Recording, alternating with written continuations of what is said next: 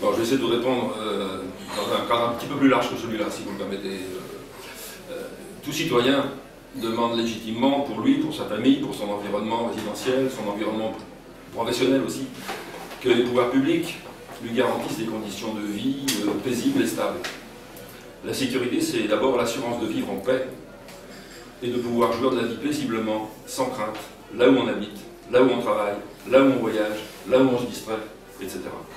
On pense évidemment d'abord à la lutte contre les actions terroristes, et c'est le sujet numéro 1, et là-dessus, on est tous d'accord, et les pouvoirs publics font ce qu'ils peuvent. Mais ce n'est pas le seul sujet. La sécurité des citoyens, c'est aussi combattre la criminalité ordinaire, celle de tous les jours, la délinquance, la prolifération des drogues, la maltraitance des plus faibles, le harcèlement, les incivilités qui pourrissent la vie des gens.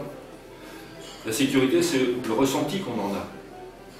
C'est pas seulement de se sentir protégé des fous criminels, c'est aussi la sécurité au travail.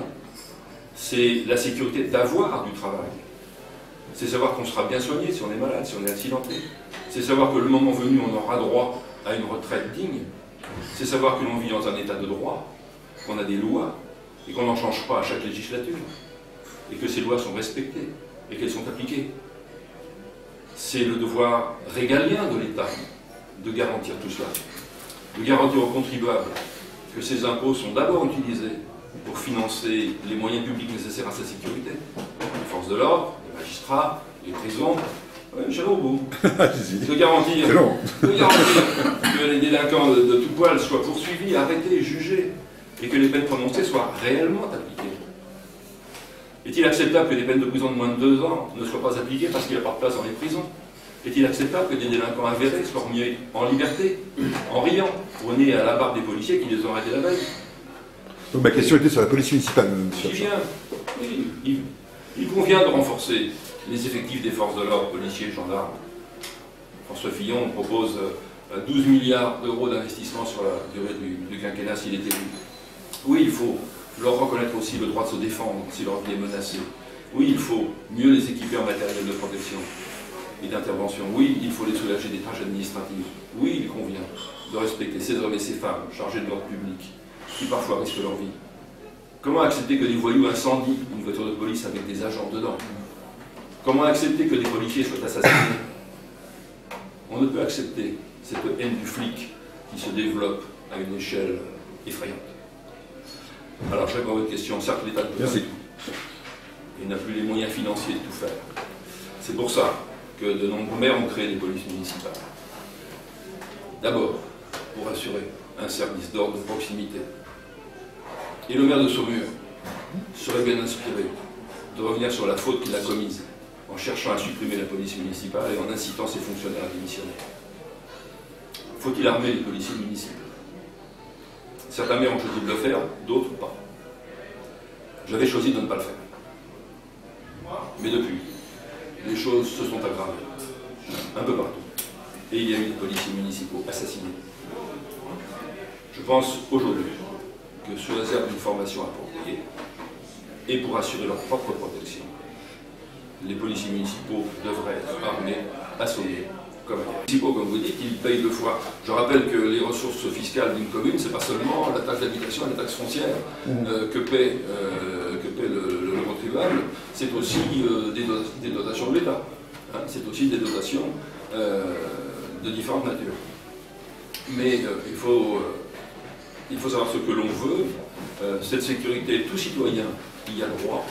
Et si l'État, chargé comme il est de dettes, chargé comme il est de dépenses publiques, que tout le monde s'accorde à reconnaître trop important et qu'il faut réduire, si l'État ne peut pas tout faire, et l'État ne peut plus tout faire, eh bien, il appartient aux citoyens, et il se prononce au moment de l'élection de son maire, pas de son conseil municipal et de son maire, il appartient aux citoyens de faire des choix.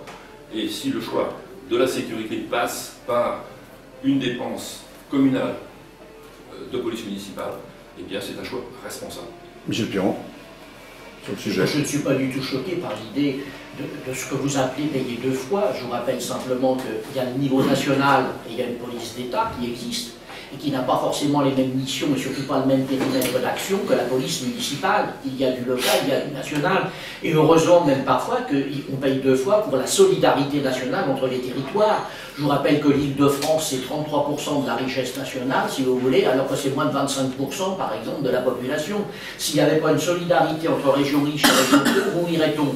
Donc, encore une fois, plutôt que de dire on paye 2 fois, disons tout simplement qu'on contribue localement et nationalement à la question de la sécurité. Madame Deleuze, il y a eu quand même des baisses d'effectifs dans la police nationale à une période lors du précédent mandat de Nicolas Sarkozy. Quelle est sa position aujourd'hui? Bien sûr qu'il faut renforcer.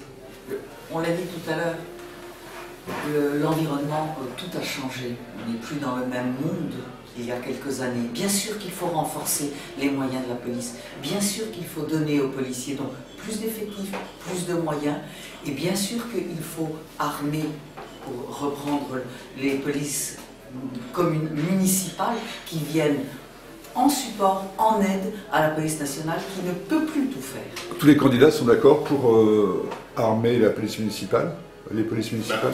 Il y a juste un petit problème, c'est qu'on a des communes où on n'a pas les moyens d'avoir une police municipale. Beaufort? Oui, mais il y a des communes où on a aujourd'hui la délinquance qui vient et on n'a pas les moyens d'avoir une police municipale. Nous, on est dans zone gendarmerie. Les gendarmes sont des militaires. De toute façon, c'est pas le maire qui commande la police nationale, c'est pas le maire qui commande la gendarmerie. Et la police municipale, dans les communes rurales, où on commence à avoir à peu près de temps en temps les mêmes délinquants qu'en ville, on n'a pas les moyens d'avoir une police municipale. Après, la question de savoir aussi, c'est très bien de savoir s'il faut armer ou ne pas armer la police municipale. Après, ce qu'il faut savoir aussi, c'est quand est-ce et comment ils peuvent s'en servir. Parce qu'on a bien vu, et il y a tout un débat sur la légitime défense, à quel moment, sachant que ce n'est pas la même chose entre les gendarmes et les policiers, après il y a encore la police municipale, si on les arme... Donc tous les candidats sont d'accord, mais avec formation. Évidemment. Bien sûr. Heureusement. Et avec moyens. Par qui? Les moyens, de toute façon, que ce soit au premier ou au deuxième degré, c'est toujours le contribuable qui paye, parce que c'est la collectivité, c'est le contribuable de la commune, et c'est l'État, c'est le contribuable de la nation. Je permets juste de faire une réflexion pour rebondir sur ce qui est dit. Il me semble que, là on évoque le sujet de la présidentielle, qui me semble n'est pas tout à fait dans le même cadre que est-ce qu'un maire peut, a droit et fera armer sa police municipale. Me semble-t-il d'abord au maire de pouvoir déterminer, c'est pas d'en haut qu'on peut décider. Oui, la question de la légitime défense. On peut donner. La question de la légitime défense, elle est nationale. C'est d'une façon globale. Et je pense que pour rebondir, M. Hachin tout à l'heure parlait de pouvoir mettre en prison les poursuivis que la justice aura décidé de mettre. Je pense qu'il y a une proposition de Jean-Frédéric Poisson qui est assez particulière, celle de mettre en effet le paquet sur la police judiciaire et l'ouverture du nombre de places de prison, puisqu'aujourd'hui, vous devez savoir, on est à un taux d'occupation des prisons de 130 à 150%. Donc il y a d'un côté une nécessité de sécurité pour les Français, et de l'autre, une nécessité de dignité humaine aussi pour les Français. Avec des moyens, comme disait M. de Bordeaux.